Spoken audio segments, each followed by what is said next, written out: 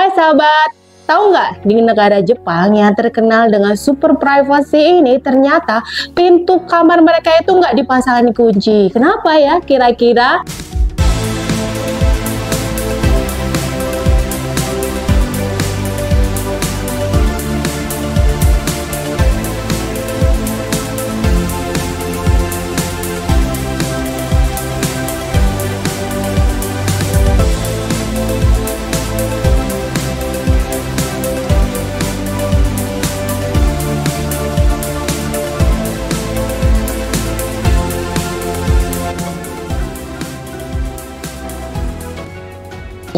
Hai, Assalamualaikum warahmatullahi wabarakatuh. Welcome back to channel Lumina Indonesia. Ternyata di Jepang ini ada fenomena yang namanya hikikomori, yaitu sebanyak 1,5 juta penduduk Jepang ini dia melakukan aktivitas hikikomori. Apalagi tuh? Jadi di Jepang ada sebutan kata hikikomori ditujukan pada seseorang yang dia mengurung diri atau nggak mau melakukan sosialisasi dengan lingkup luar atau dengan orang luar selama 6 bulan. Jadi kalau misalnya dia mengurung diri di kamar dan di rumah selama 6 bulan atau lebih dari 6 bulan, maka dia sudah dapat sematan kena hikikomori. Kenapa orang-orang Jepang melakukan hal ini? Ya tanda tanyanya, bisa jadi mereka mengalami depresi, stres, tekanan yang berat. Akhirnya mereka mengucilkan diri sendiri dan tidak mau bergaul dengan lingkungan sosial yang lainnya. Dan sahabat, kalau merasakan hal yang sama, ternyata ini bukan sesuatu yang sangat tidak wajar ya. Ini sangat wajar dilakukan sebagai bentuk pertahanan diri kita untuk menyelamatkan diri kita, karena ketika kita bertemu dengan orang luar itu kita merasa semakin tertekan, merasa depresi, dan merasa cemas. Kira-kira kalau misalnya ada di antara kita yang senang banget mengucilkan diri sendiri, nggak mau bergaul di luar dan masih dalam kamar, ya mungkin kita menilai ya kayaknya orang ini putus asa dengan hidupnya.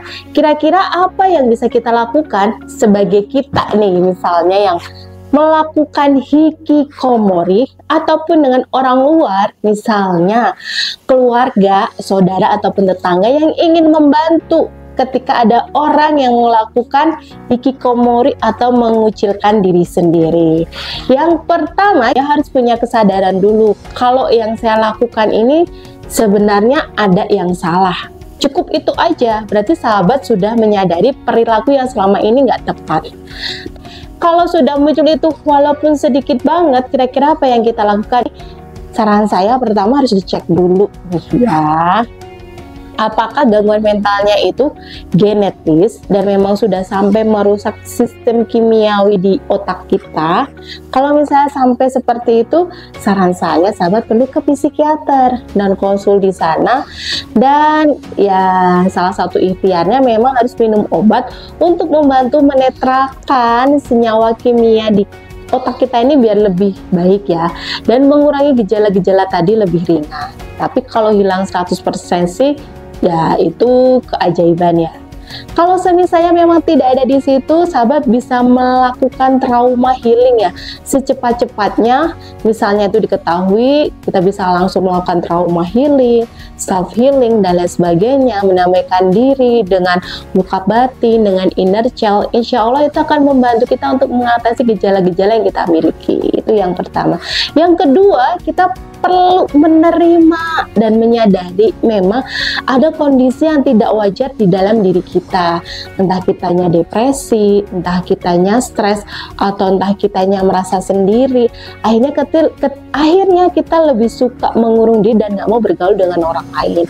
Karena nih ya sahabat, beberapa yang saya temuin itu ketika mereka punya gangguan mental ini, mereka nggak mau nerima gitu kalau dirinya itu disebut punya gangguan mental, punya gangguan jiwa. Karena di masyarakat kita yang disebut punya gangguan jiwa ini disebut sebagai orang gila ya. Padahal nggak semua orang gangguan jiwa itu disebut gila, dan akhirnya dia menolak, nggak mau. Aku fine-fine aja kok, aku baik-baik aja. Nah, dengan kita menerima kondisi yang walaupun berat, yang mungkin kita nggak menginginkan, insya Allah itu akan membantu respon dari psikologis kita itu jadi lebih ringan menjalani penderitaan dan lebih ringan lagi menerima kondisi-kondisi yang nggak sesuai. Oke, kalau merasa video ini bermanfaat, jangan lupa like, komen, dan subscribe-nya. Dan sampai jumpa di video yang selanjutnya. Assalamualaikum warahmatullahi wabarakatuh. Dah.